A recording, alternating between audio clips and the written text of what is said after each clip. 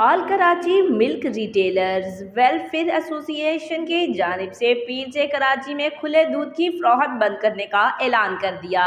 ARY news के मुताबिक all Karachi milk retailers welfare association ने दूध की कीमत बढ़ाने के लिए प्रेस क्लब पर एहतजाज किया।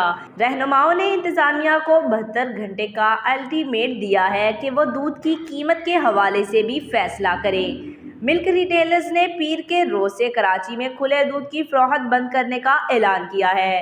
डेयरी फार्म से महंगा दूध खरीद कर सस्ता नहीं बेच सकते। इंतजामिया को 3 दिनों का अल्टीमेट दे रहे हैं। नसार गद्दी ने कहा कि डेयरी फार्म्स फी लीटर दूध 214 रुपए से 218 रुपए में दे रहे हैं। दुकानदार को फी लीटर 20 रुपए का मार्जिन मिलना चाहिए। मिल्क रिटेलर्स ने कहा कि ये सूरत हाल बरकरार रही तो 12 से 15 हज़ार दुकानदार दूध की खरीदारी बंद कर देंगे। आज तक के लिए इतना ही। जाते जाते आपसे गुजारिश है, वीडियो को लाइक करें, चैनल को सब्सक्राइब करें, बेल आइकन को दबाएं और कमेंट में अपनी राय का इज़हार ज़रूर करें।